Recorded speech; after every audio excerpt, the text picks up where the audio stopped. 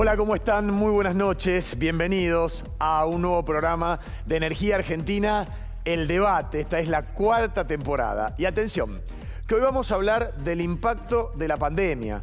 Saben ustedes que Argentina está transitando la segunda ola de coronavirus en medio del proceso de vacunación que recién ahora promete acelerarse con un sistema sanitario que hay que decir está realmente muy estresado. Las restricciones a la circulación impactaron de lleno en lo que es la actividad económica y el sector energético del que hablamos siempre no es la excepción. Hay cambios en los protocolos de trabajo e inversión más focalizada. Y también precios internacionales que se mueven según va cambiando la demanda. Por eso hoy te vamos a contar qué pasó con la producción y el consumo de gas, petróleo, electricidad y combustibles. ¿Y cuál es el escenario que se abre en el futuro más cercano? Lo vamos a discutir con los especialistas. Hoy nos visita Vicente Impieri, quien preside la Federación de Empresarios de Combustibles. Para los temas médicos vamos a entrevistar a Leila Cura, gerenta de salud y bienestar de Pan American Energy. Y desde Inglaterra estaremos en comunicación con una eminencia, la doctora Marta Cohen. Así comienza Energía Argentina, El Debate. Vamos.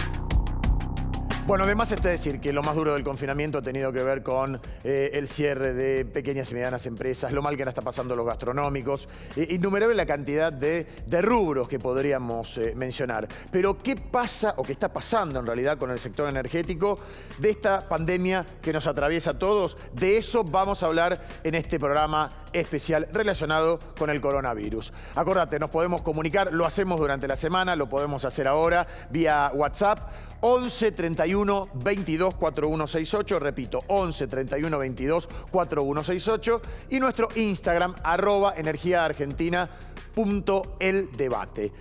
Este segmento lo auspicia Tecpetrol, la energía nos conecta.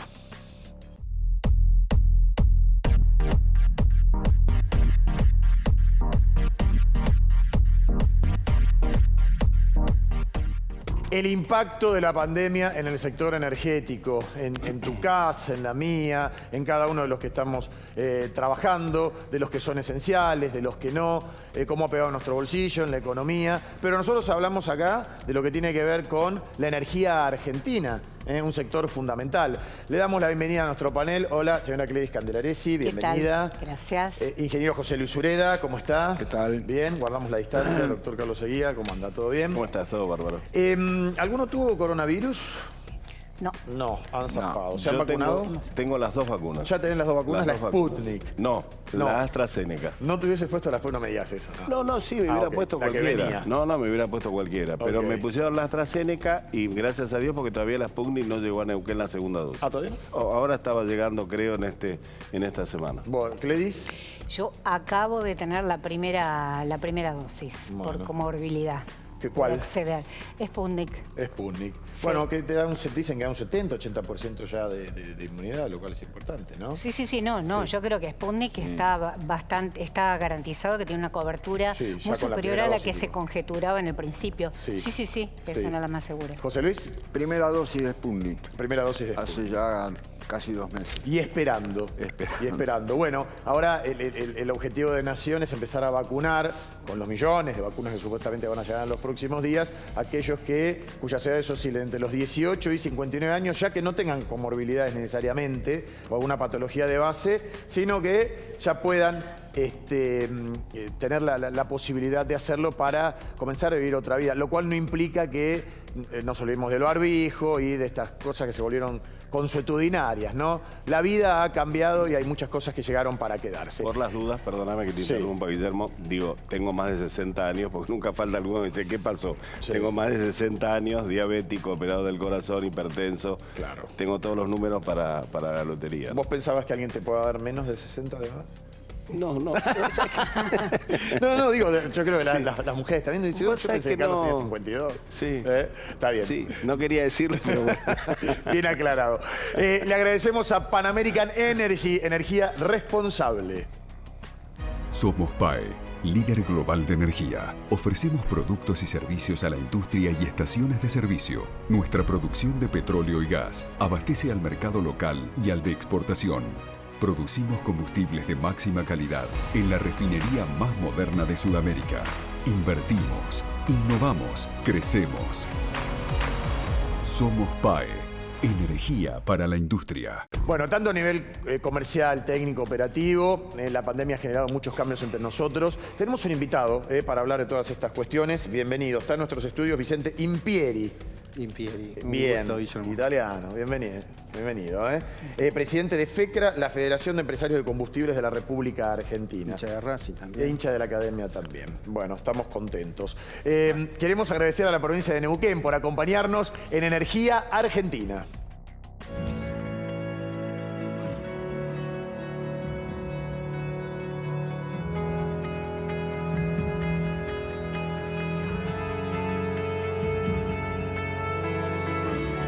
Sigamos avanzando juntos. Neuquén Provincia. Juntos podemos más.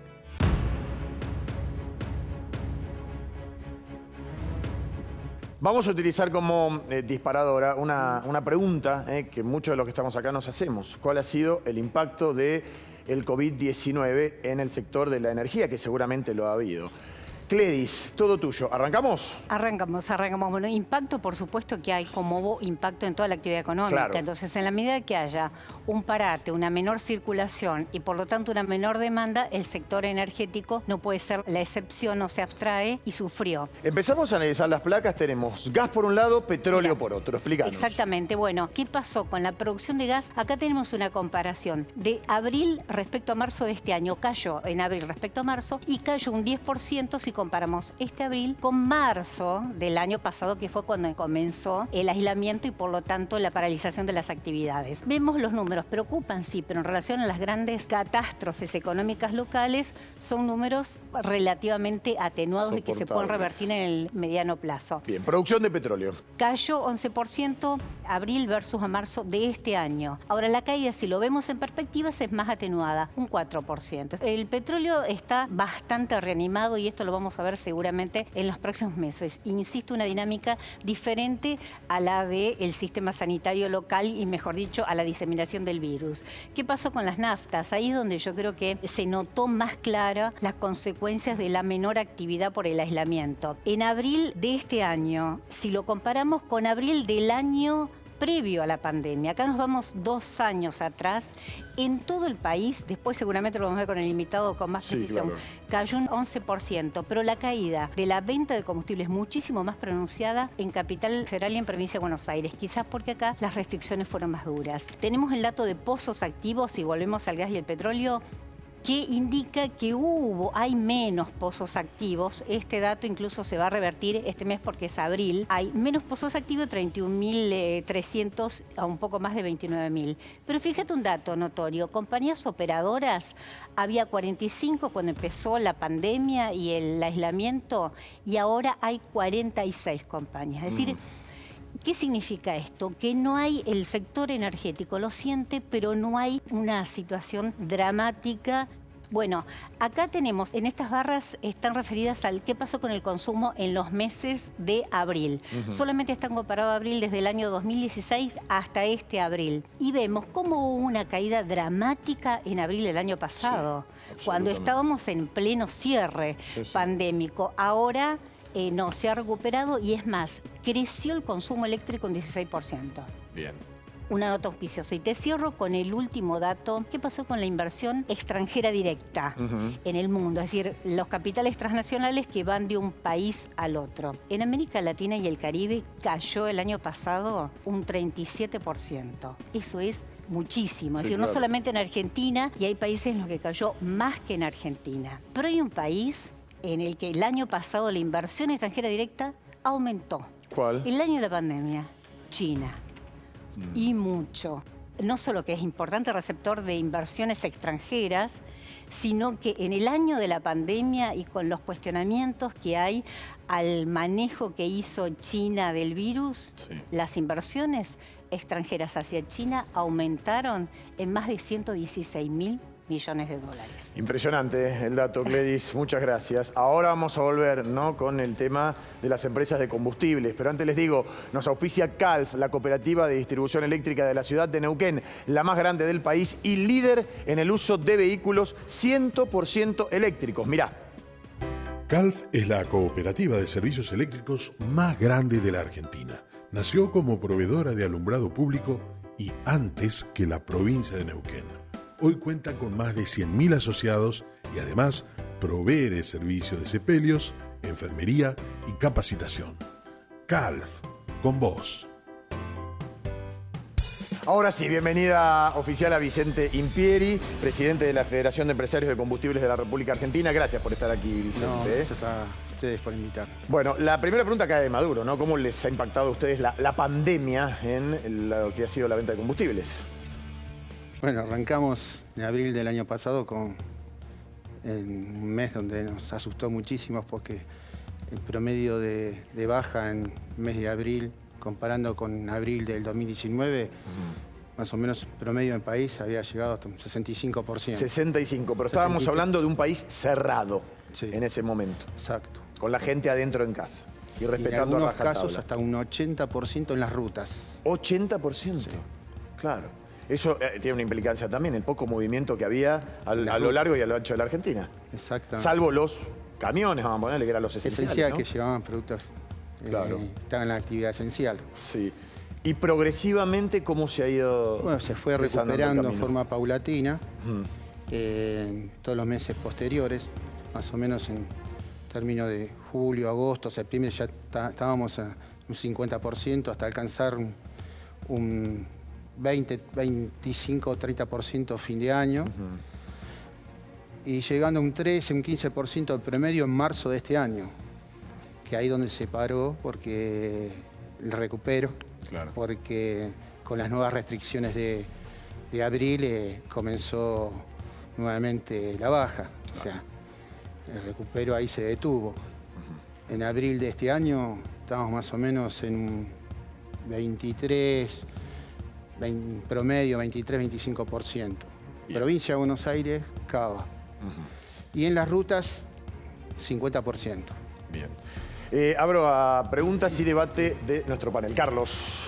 La pregunta es esta. Digo, ¿tiene que ver solamente la pandemia en este último tramo que usted contaba? ¿O tiene que ver también el aumento que se produjo en las naftas cuando habla de menor cantidad de venta? Y la otra pregunta es, cuando pasó esto, este 80% que hubieron de baja, ¿cómo hicieron para sostener al personal que en ese momento había que sostenerlo de cualquier manera?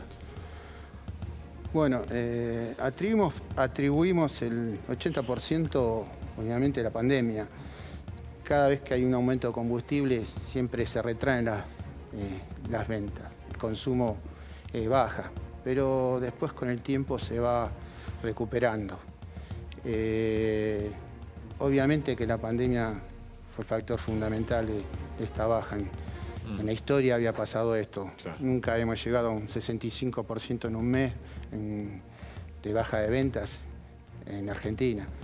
Pero aproximadamente, con respecto a nosotros nos costó mucho mantener todos los costos fijos, pero con respecto al personal, que por ejemplo, lo más importante, tuvimos una ayuda del gobierno que fue la ATP, cuales fuimos incluidos, y eso fue una herramienta importante que nos ayudó para atenuar, digamos, el impacto de los costos fijos que no podíamos bajar cuando nuestros ingresos bajaron hacer, digamos, muy llamativamente, ¿no? Por lo que sabemos. La última preguntita ya te dejo.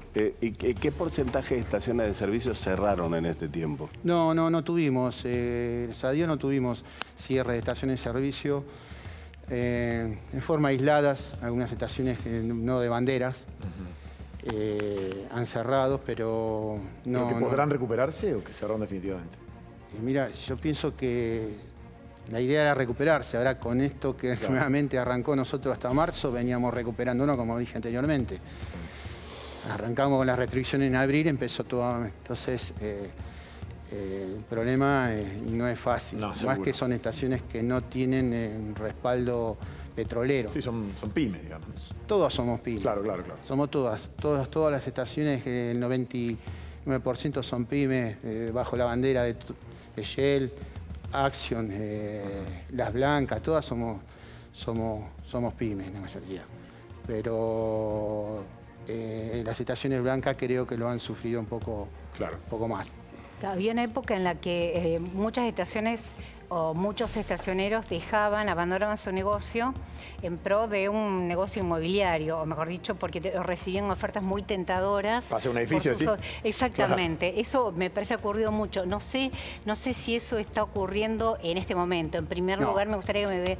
Eso no está ocurriendo. Bueno, son ciclos. En Argentina eso ocurrió mucho a partir de 2005, 2006, 2007, donde ahí empezó a ocurrir eso. Todo lo contrario en los 90, porque en los 90 hacían todo al revés.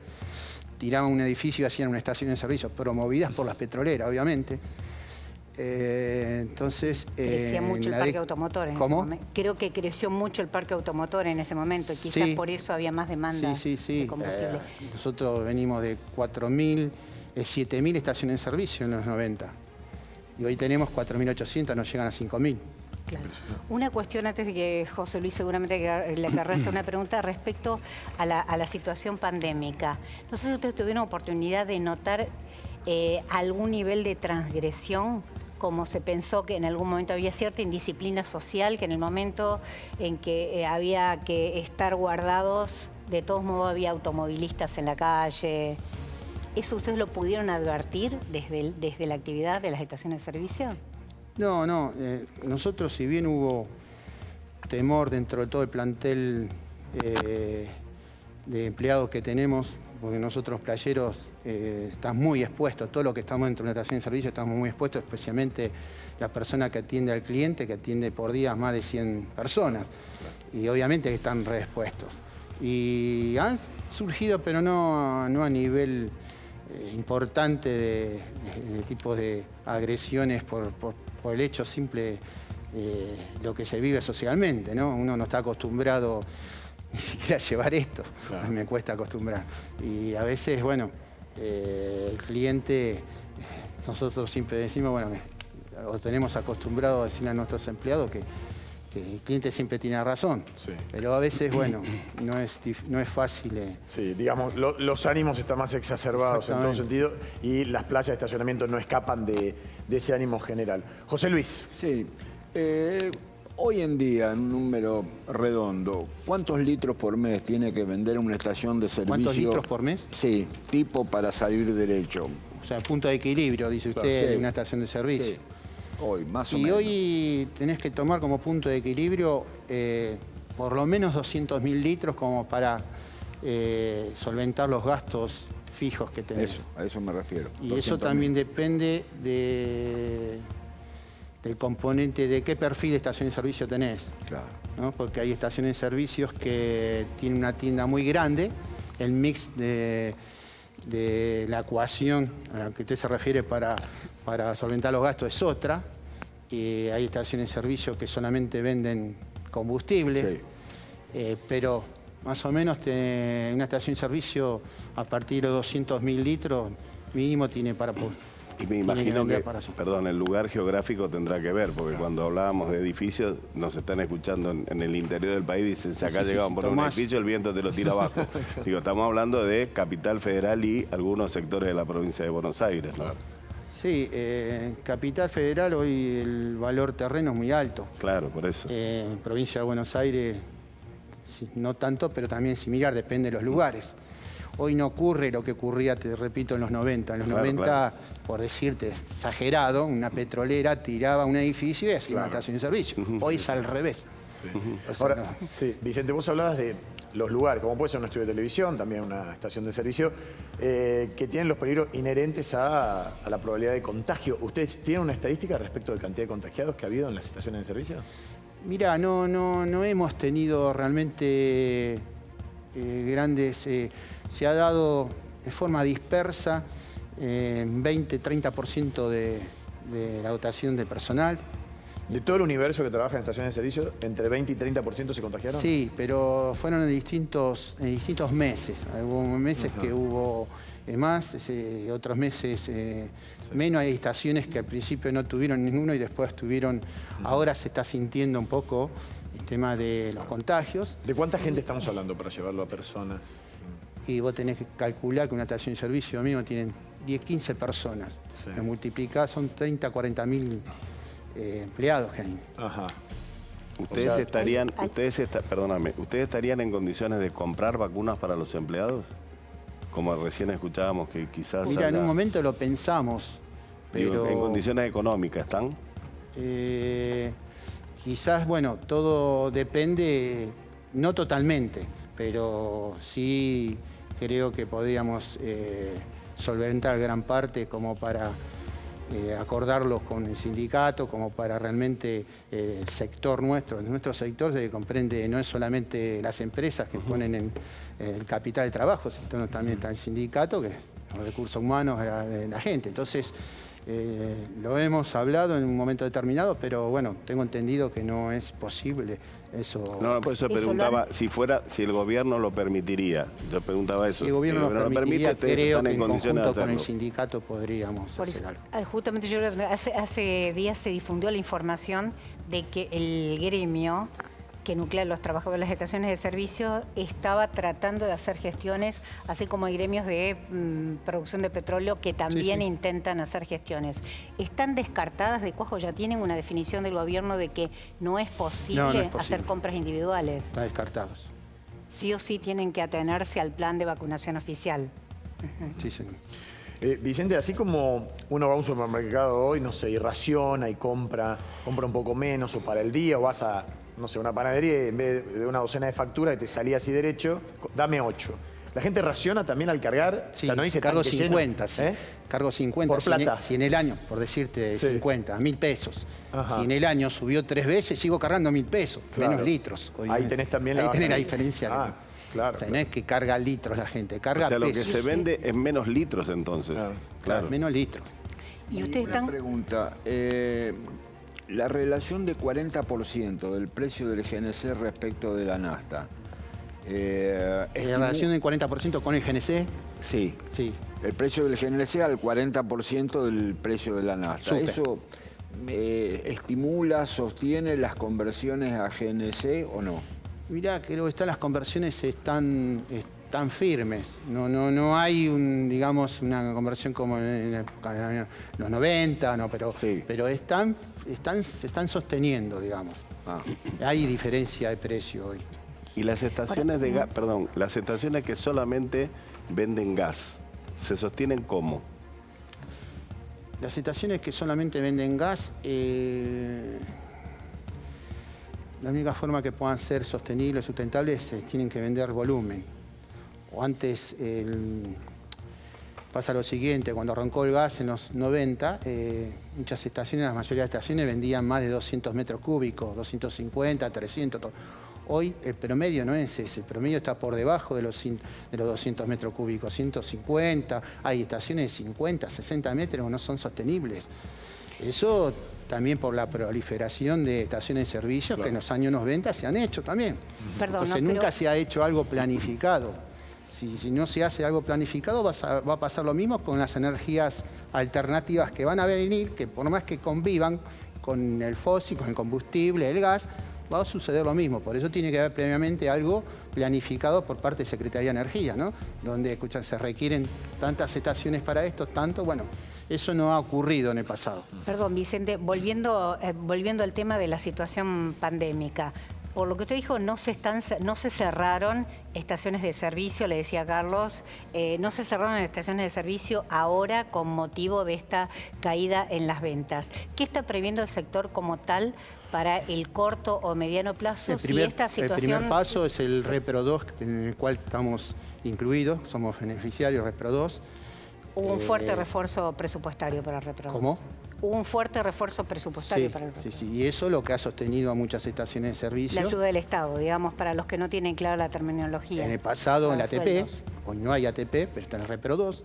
Ayuda para el pago de sueldos, claro. También se ha llegado un convenio con el Ministerio de Trabajo y el sindicato por el 93 bis, en algunos casos cuando realmente no era necesario, pero nosotros fue un sector que no se ha despedido a ningún empleado. Debe haber sido el único sector que no perdió ni puestos de trabajo ni pymes, porque me sorprende eso, ¿no?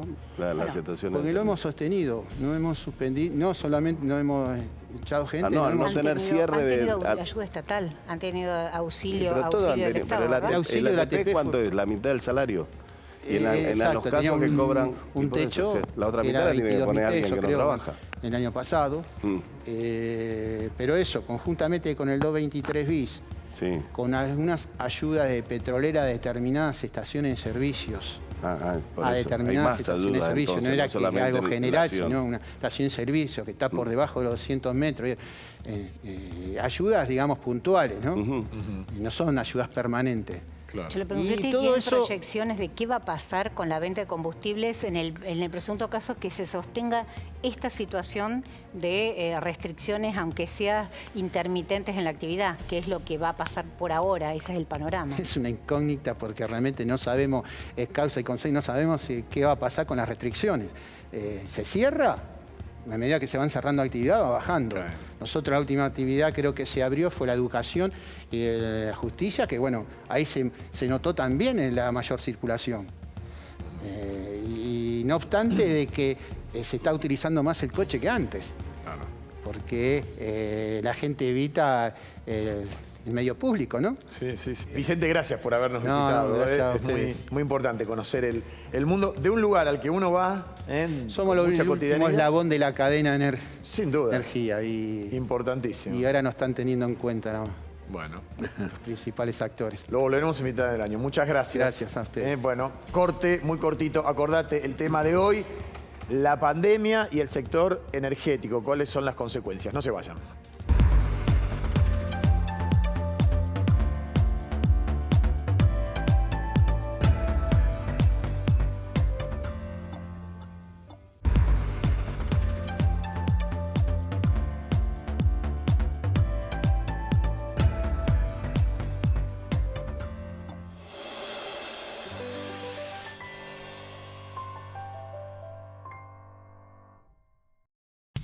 La pandemia, el coronavirus, ¿cómo ha afectado el sector energético? El tema de esta noche. Vos también podés participar a través de nuestro WhatsApp. Acordate, 11 31 22 4168. Nos comunicamos ahora y durante toda la semana. Agradecemos a Accelerate Energy por acompañarnos en Energía Argentina. Conocelos en este spot.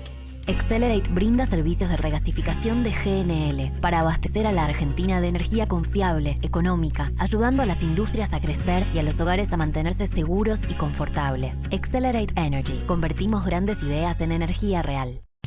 Vamos a abrir este bloque con la doctora Leila Cura. Ella es neuróloga, gerente de salud y bienestar de Pan American Energy. Leila, el gusto de saludarte. Muy buenas noches.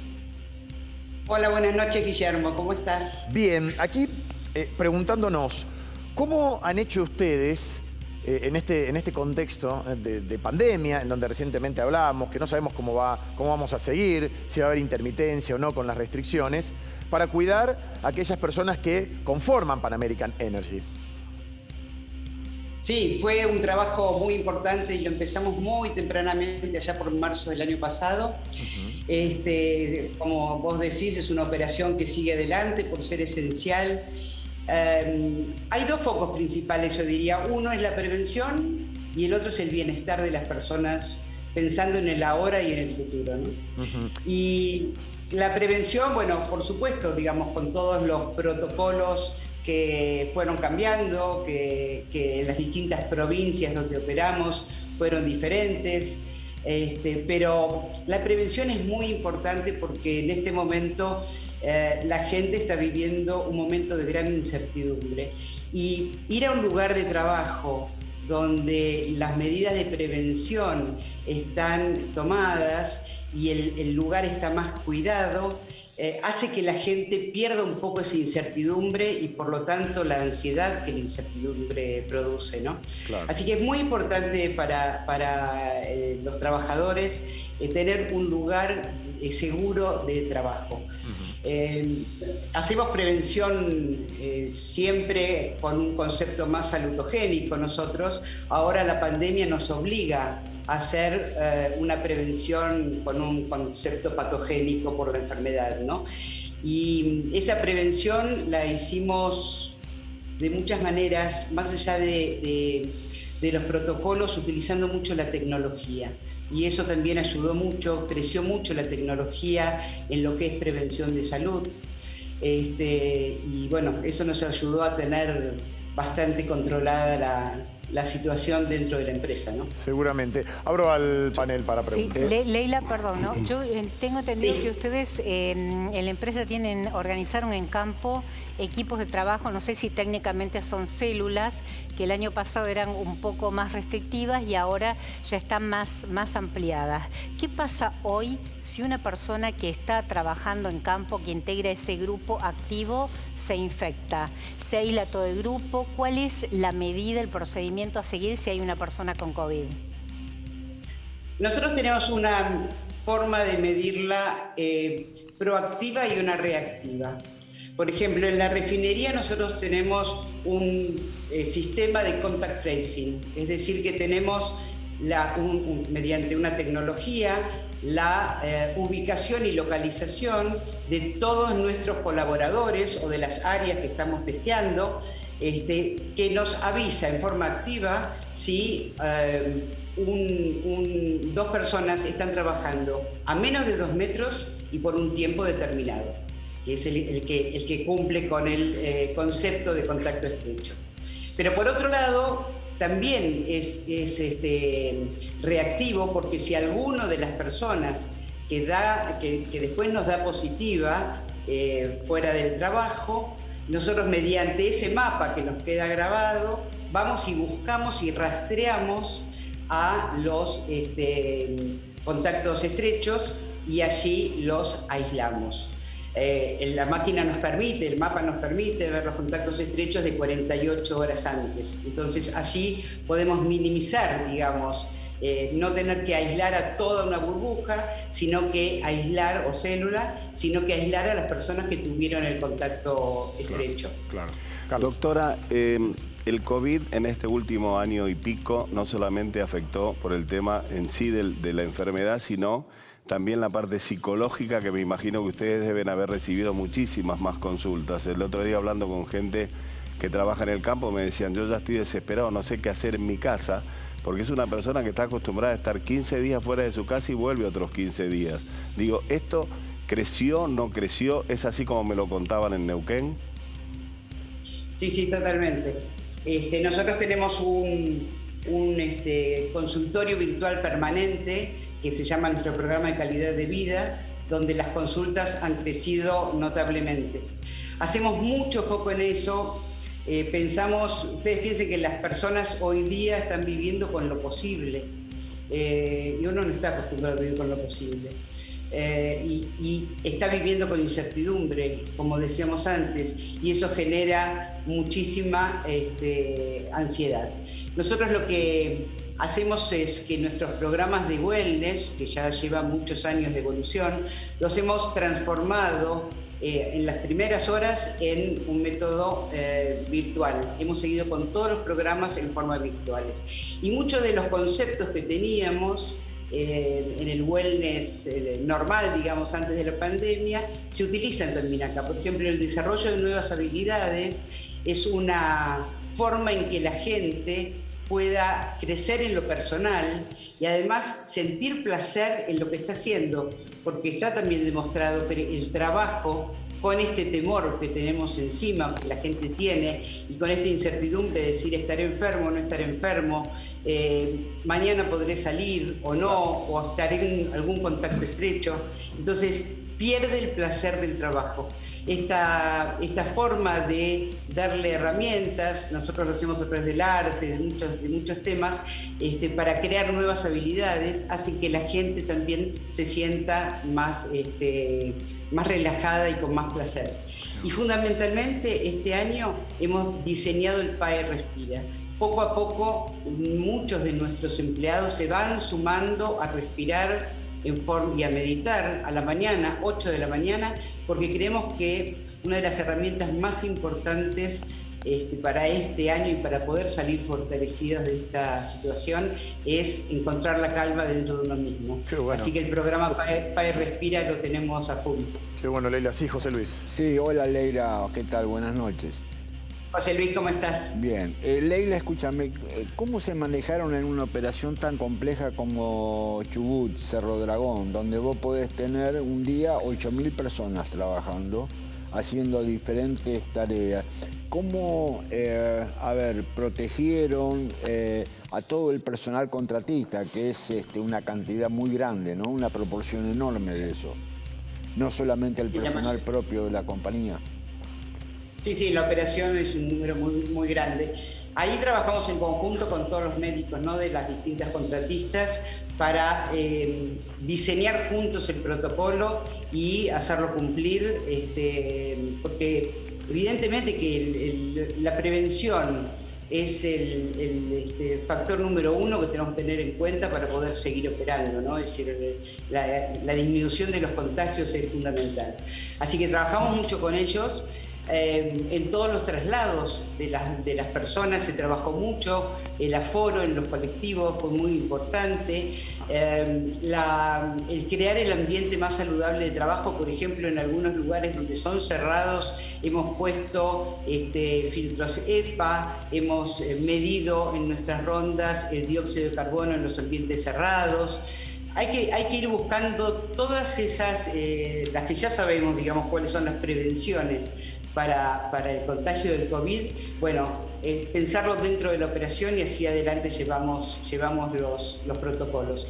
Y además con mucha información, con el tema de la tecnología. Por suerte tuvimos los webinars, donde a través de los webinars pudimos entrenar mucho a la gente, informar mucho a la gente, dábamos incluso capacitaciones y charlas constantes de la situación en las distintas unidades de gestión de cómo estaba el COVID y volviendo a remarcar las medidas de prevención.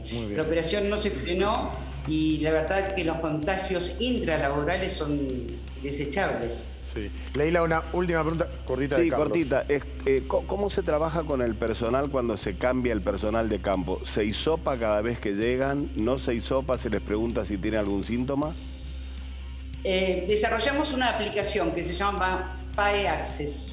En esa PAE Access tienen los síntomas para poner su estado de salud previo a ir a trabajar, y eso le da en la barra un color. Tienen que pasar por enfermería, ver que estén en color verde y entonces poder subir a las enfermerías. En todas las operaciones lo que se hizo fue el control de temperatura al ingreso del yacimiento o al ingreso de la refinería.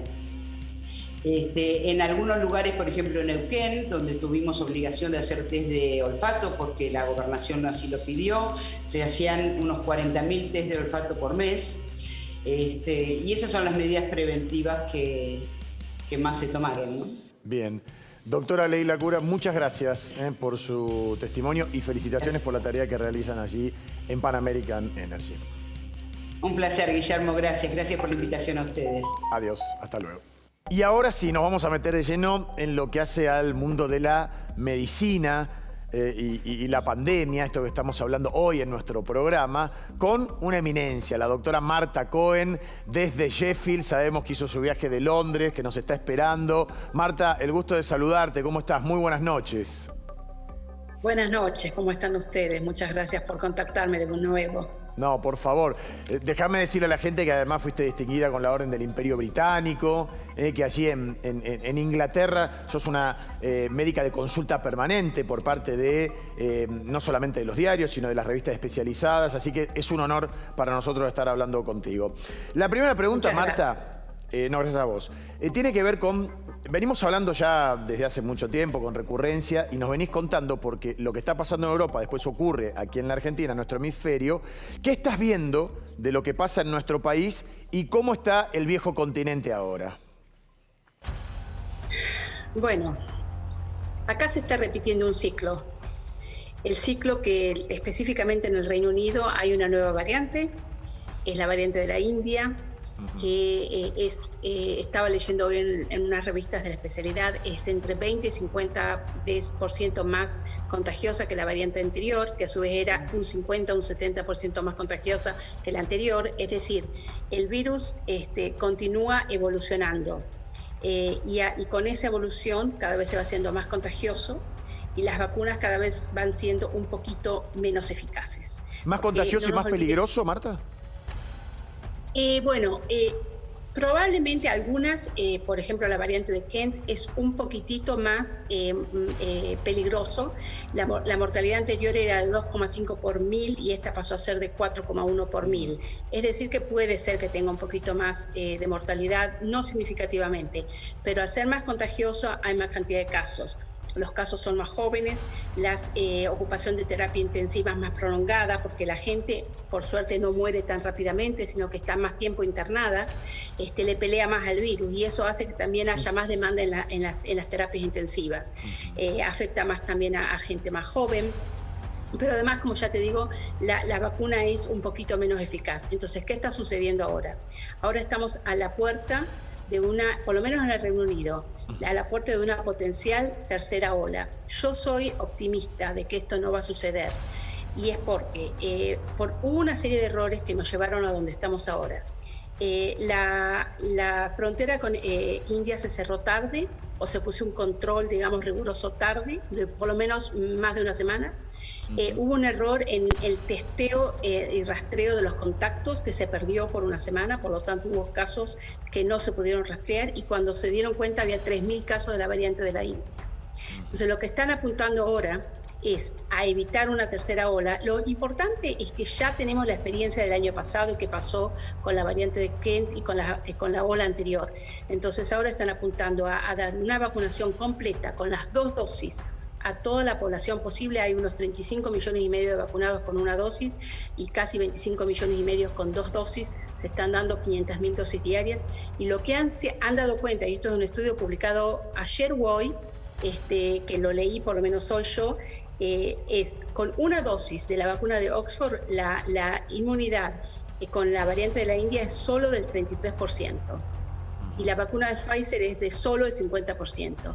Con las 2 dosis para la nueva variante de la India, la inmunidad de la vacuna de Oxford es de un 60% y la de Pfizer es de un 88%. Es decir, es un poquitito menos que siempre que la variante anterior, pero lo importante es eso, es que están apuntando a dar las 2 dosis de vacuna ya a todo el mundo. Están como locos vacunando, precisamente para vencerlo. Sí. Marta, ¿cómo te va? Buenas noches. Justamente tocando el tema de las 2 dosis. En Europa también se deja pasar más de 21 días, se puede aplicar a los 60 días, se puede aplicar cuando esté la segunda dosis, porque vos recién decías la importancia de la segunda dosis. Digo, ¿en Europa pasa como pasa acá en la Argentina? Bueno, en Europa no, pasó en el Reino Unido eso. Y yo creo que Argentina de alguna manera lo copió de lo que había pasado en el Reino Unido, que fue una decisión oportuna en su momento y acertada. Estábamos el 4 de enero, no había vacunas para todos, llegaban con cuentagotas, había habido solamente 800.000 de Pfizer y una población de 67 millones de habitantes. Entonces, ¿qué dijeron? Vamos a darle una dosis a todos ahora y la otra la vamos a diferir entre 8 y 12 semanas. ¿Resultó? Por supuesto que resultó. Resultó porque se bajó de 68.000 casos en enero por día a 2.000 en el mes de abril, ¿no es cierto? O sea que sí resultó. Ahora tenemos más cantidad de vacunas, se está acelerando la segunda dosis, pero además porque está esta cosa nueva, que es que esta variante que tiene menos respuesta a todas las vacunas, con una sola dosis la respuesta es 33%, o sea, es insuficiente. Cualquier inmunidad inferior al 50% es inadecuada. Entonces, por eso es lo que se está, digamos, antes sirvió, ahora no. O sea, todo es una situación muy dinámica. Marta, perdón, acá una de las vacunas que se está suministrando de manera más masiva es la Sputnik. Y entiendo que no es una vacuna que esté aceptada en Europa. ¿Cuál es tu opinión respecto a la calidad y al nivel de protección que otorga esta vacuna? Bueno, la vacuna de Sputnik siempre tuvo uno de los problemas de no tener la aceptación de la OMS o de no tener la aceptación de Europa, es que todavía no están entregados los papeles, no están entregados. Sí hubo una publicación en el mes de diciembre de resultados preliminares de la fase 3 que eran auspiciosos. Yo no dudo que sea una buena vacuna. Es una vacuna similar a la de Oxford, o sea, va a ser una vacuna que está por la mitad. No va a ser probablemente la mejor, ni va a ser probablemente la que da menos inmunidad. Va a ser una vacuna como la de Oxford. Todas las vectorizadas, la de Johnson también van a andar en el medio. Las mejores, creo yo, ARN mensajero, lo va a obviamente determinar en los estudios del año que viene, cuando se vea cuál va a ser la duración de la inmunidad, y la de inmunidad más corta va a ser probablemente la de virus inactivado. Ahora, ¿qué sucede con la vacuna de, vos fíjate, Sinopharm, virus inactivado, la OMS la aprobó? ¿Por qué? Porque se presentó todos los papeles, los resultados de los estudios de fase 3. Sputnik, tengo entendido que no los presentó completamente con los estándares requeridos y por eso no se ha aprobado. Pero además, Sputnik tiene lamentablemente un problema, y el problema que se supo ya, yo lo sabía en el mes de agosto del año pasado y lo dije en agosto del año pasado, iba a haber no iba a haber cantidad suficiente del adenovirus 5, que es para la segunda dosis. Por eso es que a Argentina están llegando dosis de una, pero no está llegando la segunda dosis. Claro. Porque no está el vector del segundo. Entonces, lo que está haciendo ahora el laboratorio de Oxford y el laboratorio de Gamaleya es probar si se pueden combinar. Hay estudios que han comenzado en febrero, por lo menos con Oxford, dando primero una dosis de Oxford y la segunda dosis, la del adenovirus 26, combinando las dos vacunas. Marta, a ver, nos quedan 3 minutos, me gustaría pimponear esto un poquito más. La primera pregunta es, ¿llegó para quedarse el coronavirus y en tal caso todos los años nos vamos a tener que vacunar? Bueno, mi impresión es que va a llegar, va a estar por un tiempo. Es decir, es como la epidemia de gripe, que ahora nos damos una vacuna de la gripe, ¿quiénes? Los mayores de 60, sí, los personal de salud y las personas con vulnerabilidad. Cuando pase la pandemia, probablemente el coronavirus va a pasar a formar parte de nuestras virosis, la cual se recomendará que algunos se vacunen. Perdón. Sí, perdóname. Yo les contaba hoy, Marta, que me di las 2 dosis de AstraZeneca y me llamó la atención algo que pasó, por ejemplo, en Neuquén. ¿Hay alguna diferencia de componentes entre la primera dosis y la segunda? Porque decían que, no, bueno, como la segunda dosis ya se la habían dado a todos los que se habían vacunado con la primera dosis, iban a utilizar esa como primer dosis para otro. ¿Puede ser esto? No, es la misma. No, es la misma. Es la misma dosis con Oxford AstraZeneca. Precisamente por eso es que buscan combinarlas, porque en realidad combinando 2 vacunas, 2 vectores diferentes, era la estrategia de Sputnik, que es muy interesante, y se logra una mejor inmunidad final, porque los vectores son diferentes. Pero en el caso de Oxford AstraZeneca es el mismo, es Chagos, que es el adenovirus de chimpancé, atenuado. Marta, te pregunto, a ver, desde lo personal, pero puede ser un ejemplo multiplicado. Supongamos que mi mamá ya tiene las 2 dosis. Yo la puedo ir a visitar, yo tuve coronavirus, supuestamente tengo alguna inmunidad. Si la voy a visitar, ¿en qué contexto lo hago? ¿Sin barbijo? ¿Con aquella confianza que uno tenía de acercamiento? ¿O tengo que seguir con las restricciones autoimpuestas? Es fundamental usar el barbijo, mantener el distanciamiento social, saludarnos con los codos, no con el abrazo, aunque lo quieras hacer. Si querés a tu mamá, mantener la distancia, higiene de manos, y uso de barbijo y visitarla en un ambiente ventilado si es posible. Porque tu mamá tuvo la vacuna y cualquiera que tuvo la vacuna puede contagiarse. O sea, ella te podría contagiar a vos o vos la podés contagiar a ella.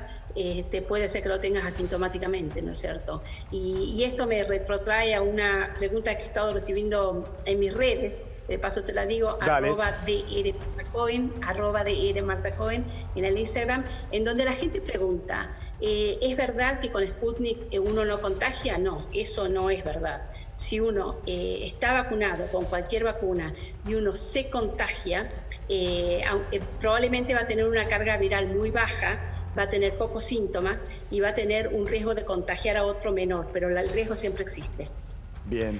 Una pregunta, Marta, perdón, cortito, no tenemos más tiempo. Dale, pero... No, sí. cortita, hablando de lo que vos hablabas, digo, los que ya fuimos vacunados o los que ya han tenido coronavirus, ¿deberíamos hacernos en cuánto tiempo algún análisis para saber qué cantidad de anticuerpos tenemos? Si es que lo tenemos que hacer. No sirve para nada. No sirve para nada. Ese es otro mito argentino. Acá nadie se mide los anticuerpos y además de eso los anticuerpos son producidos por unas células B.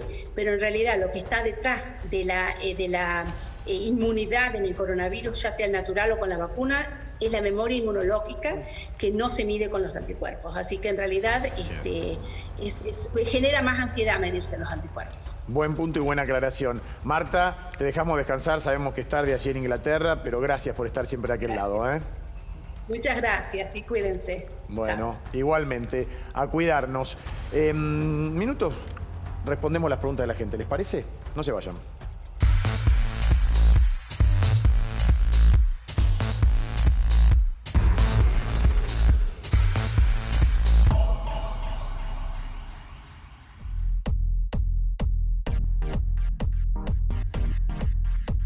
Ya sobre el final de este muy interesante programa. Por cierto, vamos a responder las preguntas de ustedes y gracias una vez más por participar. A ver, la primera de ellas dice, ¿no sería más rentable y eficiente construir varias centrales nucleares chicas distribuidas por todo el país en vez de una sola grande?